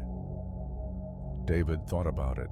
"Not anymore. I was terrified once, but terror takes energy, and I'd rather spend that energy on living. The thing that follows isn't evil, I don't think. It's just inevitable. And there's no sense being afraid of the inevitable." The grandson nodded, not quite understanding. But someday, perhaps on his 35th birthday, he'll start to see it too. The shadow at the edge of vision, the presence that never leaves, the thing that follows. And maybe he'll remember what his grandfather told him. Maybe he'll learn to walk beside it. Story 13. The City That Wakes at Midnight. You've seen it, even if you don't remember. Everyone who lives in a city long enough has seen it. That moment between midnight and dawn, when the streets are empty and the lights are wrong and everything familiar becomes something else. The locals call it the other city. It overlaps with the real one, like a transparency laid over a photograph. Same buildings, same streets, same landmarks, but everything is different, twisted, hungry. Maya was a night shift nurse who saw the other city for the first time on her walk home from work. She was crossing through the financial district, those canyon streets between skyscrapers, when she noticed the silence. Not just quiet, silent. No cars, no sirens, no distant thrum of the city that never sleeps. Just her footsteps on concrete that felt somehow softer than it should. She looked up and saw the moon, but it wasn't the moon she knew. This moon was closer, larger, and it had a face. Not a pattern of craters that suggested features, but an actual face, watching her with ancient indifference. Maya ran. She ran through streets that seemed to extend forever, past buildings whose windows glowed with light that wasn't electric, under street lamps that cast shadows in the wrong direction. She ran until she burst out of the financial district onto a main avenue that was impossibly normal again. Cars passed, people walked. The moon was just the moon. She told herself it was exhaustion, stress, the cumulative toll of years of night shifts. But deep down, she knew better. She'd seen something real, something that existed alongside her world, waiting for the right moment to bleed through. It happened again 3 nights later, and again a week after that. Maya started mapping the occurrences. Always after midnight, always in certain parts of the city, always when she was alone. The other city existed in the spaces between, in the moments when no one was looking, in the hours that belonged to neither yesterday nor tomorrow. She started researching. Buried in old newspapers and historical records, she found references going back centuries. A Dutch settler in 1650 describing a city of shadow that rises when the living sleep. A Victorian photographer whose long exposure night shots showed buildings that didn't exist, streets that led nowhere. A beat poet in the 1950s who wrote about the other New York, the hungry one, the one that watches through 1,000 unlit windows. The references were consistent. The other city was real. It had always been real. And it was getting stronger. Maya met others who had seen it. They gathered in coffee shops at 4 a.m., comparing notes, mapping the phenomenon, trying to understand what they were dealing with. There was Jerome, a taxi driver who'd picked up passengers that vanished before they reached their destinations. There was Elena, a bartender who'd served drinks to people whose reflections didn't appear in mirrors. There was Marcus, a photographer whose night shots sometimes captured things that weren't visible to the naked eye. They formed a support group, a research collective, a community of the wakeful, the aware, the ones who knew what lurked in the city's nighttime skin, and gradually they began to understand. The other city wasn't separate from their city. It was the same city seen from a different angle. Every building had 2 faces, the one that existed in daylight and the one that emerged when the sun went down and the population density dropped below a certain threshold. Every street had 2 destinations, the one that appeared on maps and the one that opened up when no one was watching. The real city was a shell. The other city was what lived inside that shell. "It's like the city is alive," Elena said one night, "like it has a daytime personality and a nighttime personality. And the nighttime one is older, hungrier, more true." "What does it want, Maya asked. No one could answer. But they found out. It happened on the longest night of the year. Maya was walking her usual route home when the other city appeared, not gradually, not in pieces, but all at once. One moment she was in the regular city, the next she was somewhere else entirely. The streets were the same, but the buildings were alive.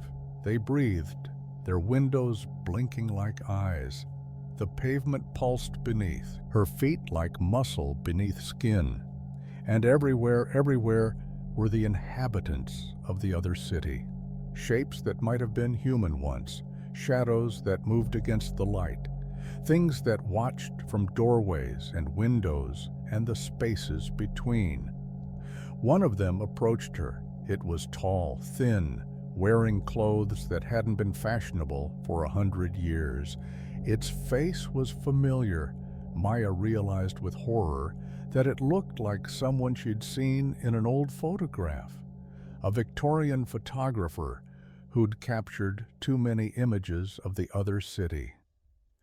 "You've been watching us," it said, "mapping us, researching us. We appreciate that. We've been waiting for someone to notice, someone to understand." "What do you want?" Maya whispered. "The same thing your city wants. To grow, to spread, to consume. Your city does it in daylight, building, expanding, devouring the land around it.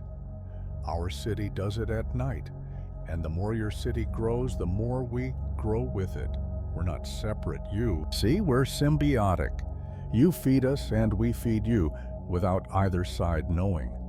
"Feed you how?" The thing smiled. "What do you think happens to people who disappear in cities, who walk into the night and never come back, who go missing without a trace, without a clue, without a body? Do you really think they all ran away? They all started new lives? They all found somewhere else to be?" Maya felt cold. "You take them. We accept them. The ones who wander too deep into the night, the ones who stay out too late, the ones who see us, really see us, and can't look away. Like you, Maya. Like your friends. You've seen too much, you know too much, and now you're ours." Maya ran, but the streets of the other city didn't lead anywhere. Every block brought her back to the same corner. Every turn took her deeper into the labyrinth. She ran until she couldn't run anymore, until she collapsed on pavement that breathed beneath her, until the inhabitants of the other city gathered around her, their not-quite faces showing something that might have been compassion. "Don't be afraid," one of them said. "It's not so bad, being one of us. You get to see the city as it truly is. You get to be part of something older than history. You get to walk these streets forever." Maya looked up at the impossible moon, at the buildings that watched her with window eyes, at the city that had always existed beneath the city she knew, and she stopped running. Maya was never seen again, not in the daylight city anyway. Her friends searched for her. Her family filed reports. Her face appeared on bulletins and news segments and the walls of subway stations. But sometimes, in the hours between midnight and dawn, people claimed to see her, a nurse in scrubs, walking the empty streets, moving with the other shadows that populate the other city. She looks at them when they notice her. Sometimes she waves. Sometimes she mouths words that might be warnings. "Don't stay out too late. Don't look too hard. Don't see us, because once you see us, you can never unsee us. The other city is always there, waiting beneath the familiar streets. It wakes at midnight and sleeps at dawn. It grows when you're not looking. It feeds on the lost, the alone, the ones who wander too deep into the night. And if you're reading this too late, if the streets outside your window are too quiet, if the lights seem wrong and the shadows move against the wind, it might already be too late. The other city might already have noticed you. And once it notices, it never forgets. Sweet dreams.